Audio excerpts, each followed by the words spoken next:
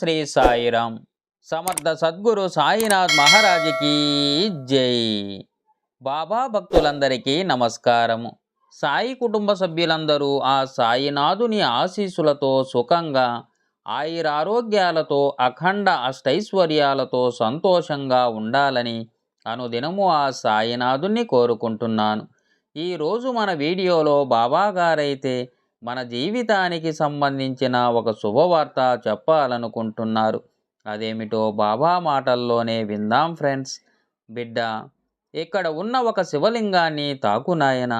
నా ఆశీస్సులతో పాటు ఆ గరళకంఠుని ఆశీస్సులతో నీ మనసుకు ఆనందాన్ని కలిగించే శుభవార్తను వినునాయన అని బాబాగారైతే చెబుతున్నారు ఫ్రెండ్స్.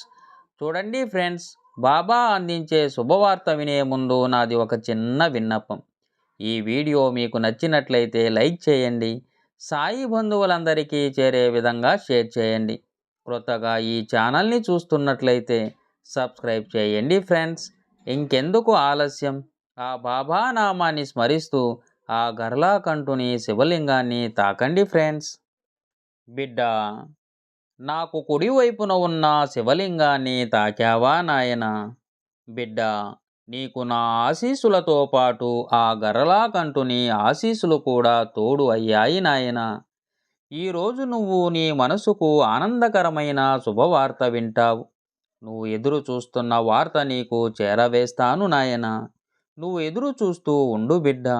ఇన్నాళ్ళ ఓపికగా ఉన్నావు కదా, నీకైన మంచి బహుమతిని నీకు అందచేస్తాను నాయన. బిడ్డ, నీకు కోపం వచ్చినప్పుడల్లా ఒక మాట గుర్తించుకో. నువ్వు మాట్లాడే మాట ఓపికగా, జాగ్రత్తగా, ఆచితూచి మాట్లాడు నాయన. అనవసరమైన కోపం నిన్ను కృంగదీసేస్తుంది బిడ్డ. ఓపికగా, సహనంగా ఉండే జరగనే జరగదు అనుకున్న పని కూడా జరుగుతుంది నాయన. మనసు దృఢంగా లేకపోతే జరగవలసింది జరగకుండా పోతుంది. సమస్య వచ్చినప్పుడు పరిష్కారం వెతకాలి కదా. అసలు సమస్య ఏమిటి అని వెతికితే పరిష్కారం తప్పకుండా దొరుకుతుంది నాయన. సమస్య అనేది నిన్ను ఆలోచించకుండా చేస్తుంది, కానీ దానిని జయించి నిదానంగా ఉండే తీరు అనేది దొరుకుతుంది బిడ్డ. ఏ పని చేసినా ఆలోచించి చేస్తే మంచిది నాయన. ఈ లోకంలో కొరత లేని జీవితం అంటూ ఎవరికీ లేదు బిడ్డ. కొరత లేకుండా ఉండే మనిషే లేడు. ఎప్పుడూ కూడా సంతోషంగానే ఉండగలరా చెప్పు. కాబట్టి ఈ లోకంలో ఎలా ఉండాలో అలా మెలగాలి నాయన. కొన్ని సమయాల్లో కష్టం, మరికొన్ని సమయాల్లో ఆనందం వచ్చేదే జీవితం నాయన. నువ్వు అనుభవిస్తున్న సుఖానికి, ఆనందానికి భగవంతునికి కృతజ్ఞతలు చెప్పు నాయన. ఎందుకంటే నీకన్నా తక్కువగా ఉన్న వాళ్ళు కావచ్చు, నీకన్నా ఎక్కువగా కష్టపడేవారు ఉండవచ్చు. వాళ్ళ కష్టాన్ని చూసి నన్ను ఆ భగవంతుడు మంచి స్థానంలో ఉంచాడు అని ఆనందపడు నాయన. నిజం నాయన, కష్టాన్ని చూసి నువ్వు భయపడతావు. నీ జీవితంలో కష్టమే లేకుంటే పోరాడే గుణం నీకు రాదు కదా. ఇతరులు నిన్ను హేళన చేసినా, అవమానాలు చేసినా ఎందుకు దిగులు పడతావు? నాతో నా బాబా ఉన్నాడని గర్వంగా, ధైర్యంగా ఉండు నాయన. ఎగతాళి చేసేవారు చేస్తూనే ఉంటారు, ఎందుకంటే వారు అటువంటి వాతావరణంలో ఉన్నారు కాబట్టి. వాళ్ళని నువ్వు ఏమీ చేయవలసిన అవసరం లేదు నాయన. కాలమే చూసుకుంటుంది. నమ్మకంతో నా సాయి నా వెనుకనే ఉన్నాడు అని నీ ప్రయత్నం నువ్వు చెయ్యి. నీ ప్రయత్నంతో వారిని ఓడించు బిడ్డ. నిన్ను హేళన చేసిన వాళ్ళే నిన్ను అభినందించే అంత ఎత్తులో గౌరవప్రదంగా ఉండు నాయన. ఒకటికి రెండు విషయాలు చెబుతాను, గుర్తించుకో బిడ్డ. నిన్ను విమర్శించిన దగ్గర మౌనంగా ఉండు. నిన్ను గౌరవించిన దగ్గర ఒదిగి ఉండు బిడ్డ. కానీ నిన్ను ప్రేమించే వారి దగ్గర అభిమానంగా ఉండు. అందరూ నీ వశం అవుతారు బిడ్డ. ఇది పాటించావు అంటే నీకు కావలసినది, నువ్వు అనుకున్నది అన్నీ నీ దగ్గరకు చేరుతాయి నాయన. అవును బిడ్డ, ఈరోజు నీ గెలుపు రోజు. కొందరి జీవితాలలో అన్నీ ఉంటాయి, కానీ వారికి సంతానం ఉండదు నాయన. అలాంటి వారికి ఎంత బాధగా ఉంటుందో తెలుసా. సంపద ఉంటుంది, రకరకాలైన తినుబండారాలు ఉంటాయి, కానీ తినడానికి ఆరోగ్యం ఉండదు నాయన. అలా కాకుండా నీకు అన్నీ ఇచ్చాను కదా బిడ్డ. నన్ను నమ్మిన వారు జీవితంలో మోసపోవడం అనేదే లేదు నాయన. ఒక విషయం గుర్తించుకో, ఏ దేవుడు కూడా దూషించడు. భగవంతుడు దండన అనేదే ఇవ్వడు నాయన. అలా ఇస్తే దానికి బదులుగా పలు రకాల ఆనందం, సంతోషం, వైభోగం ఇస్తాడు బిడ్డ. ఎందుకంటే ఈ లోకానికి కావలి కాసేదే భగవంతుడు కదా. నిన్ను నా బిడ్డగా చూసే నీకు ఈ బాబా తండ్రే చెయ్యకుండా ఉంటాడా చెప్పు. ఆలస్యం కావచ్చు కానీ తప్పకుండా చేస్తాను నాయన. ఇవ్వాల్సింది ఏ సమయంలో నీకు అందించాలో ఆ సమయంలో నీకు అందిస్తాను నాయన. నీకు అంతా మంచే జరుగుతుంది.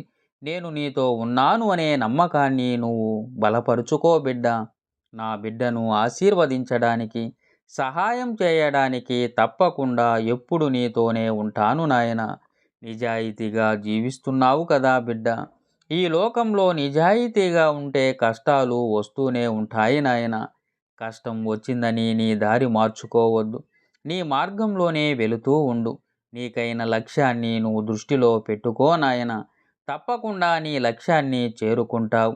నేను చెప్పేది జాగ్రత్తగా విను. సరి అయిన సమయంలో నీకు ఈ మాటలు అందిస్తున్నాను నాయన. నీ లక్ష్యానికి గురిపెట్టి విజయాన్ని పొందు. నా అనుగ్రహ బలంతో తప్పకుండా నీకు విజయం వరిస్తుంది నాయన. నా మీద నమ్మకంతోటి ఆనందంగా సంతోషంగా ఉండు బిడ్డ. నీకు అంతా మంచే జరుగుతుంది. దీర్ఘాయుష్మాన్ భవ. బిడ్డ, నాకు ఎడమ వైపున ఉన్న శివలింగాన్ని తాకావా నాయన. బిడ్డ, నీకు నా ఆశీస్సులతో పాటు ఆ గరళకంఠుని ఆశీస్సులు కూడా తోడు అయ్యాయి బిడ్డ. ఈరోజు నువ్వు నీ మనసుకు ఆనందకరమైన శుభవార్తనైతే వింటావు. బిడ్డ, ఎందుకు ఎప్పుడూ కూడా ఏదో ఆలోచిస్తూ ఉంటున్నావు? ఎప్పుడూ కూడా బాధపడుతూనే ఉంటున్నావు. బరువెక్కిన గుండెలతో ప్రతి పని చేసుకుంటూ ఉంటున్నావు నాయన. బిడ్డ, కానీ నీ మనసులో వేదన మాత్రం వినేవారు ఎవరూ లేరని ఆలోచిస్తున్నావు. కడుపున పుట్టిన బిడ్డలు కూడా పట్టించుకోవడం లేదు. వాళ్ళ స్వార్థం కోసం వాళ్ళు ఆలోచిస్తున్నారు అని ఎక్కువగా బాధపడుతూ ఉన్నావు. ఒక్క విషయం తెలుసుకో నాయన. ప్రతిసారి కూడా నువ్వు నన్ను అడుగుతూనే ఉన్నావు కదా నాయన.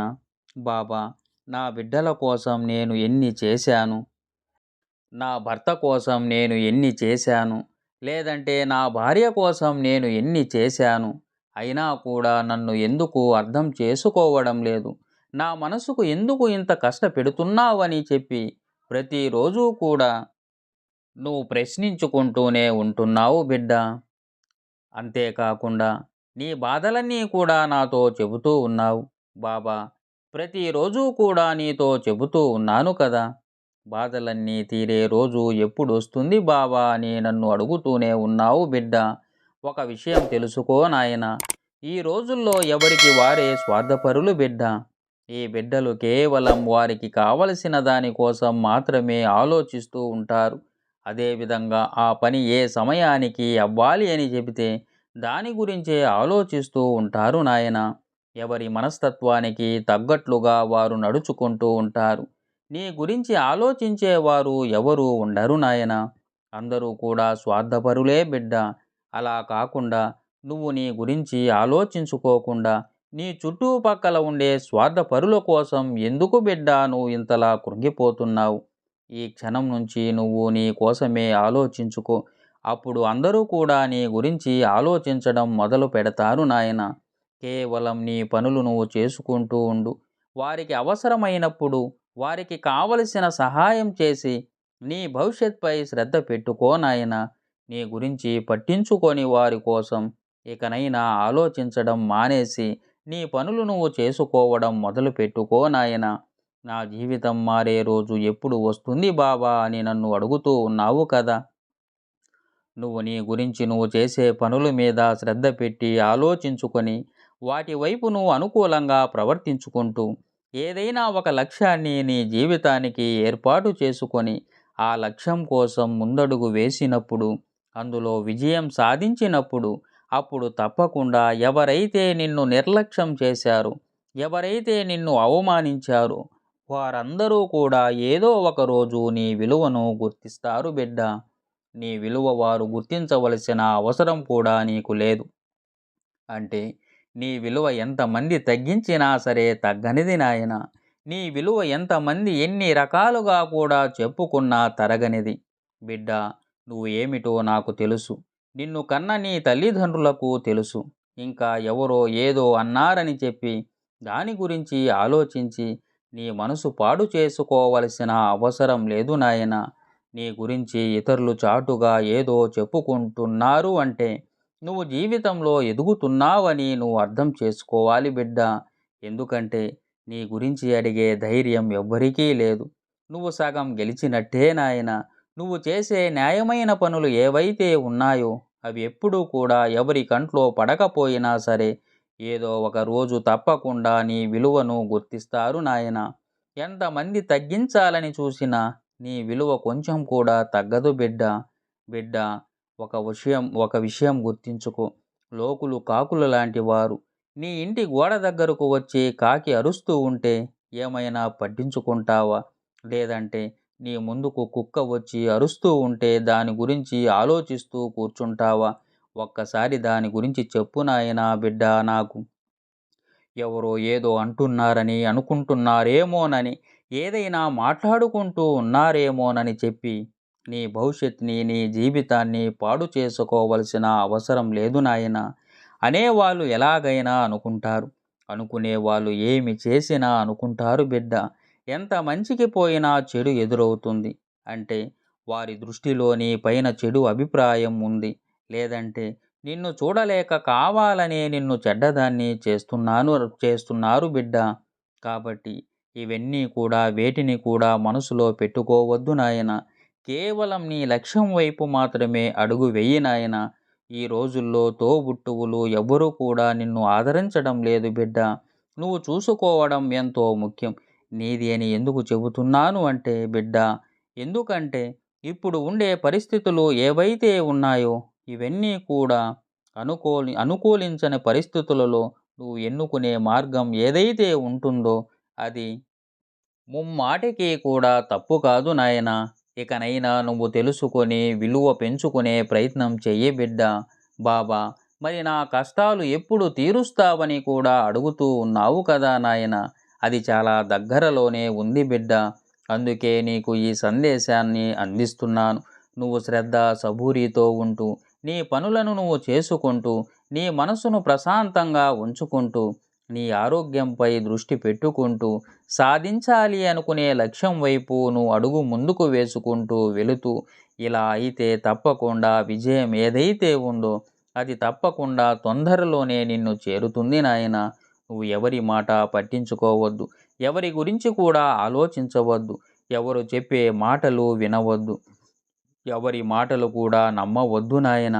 నేను చెప్పే ఈ మాటలన్నీ కూడా నువ్వు గుర్తుపెట్టుకొని నీ కడుపులో ఉండే ఆవేదన అంతా కూడా తీసివేసి నువ్వు ఆనందంగా గడపడానికి ప్రయత్నం చెయ్యి నాయన. ఒంటరిగా కూర్చొని ఏడుస్తున్నావు కదా బిడ్డ. ఒక్కసారిగా ఏడ్చేసి నీ గుండెల్లో ఉండే బాధనంతా కూడా తీర్చివేసుకో. ఎందుకంటే ఆ ఏడుపు అనేదే ఉండకూడదు అని చెప్పి నీ ప్రయత్నాన్ని నువ్వు మొదలుపెట్టు నాయన.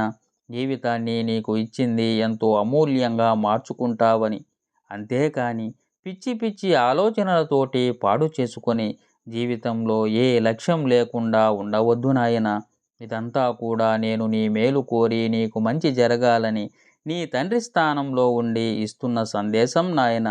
నీ వెనకనే ఉండి నీకు మంచి మార్గాన్ని చూపిస్తాను బిడ్డ.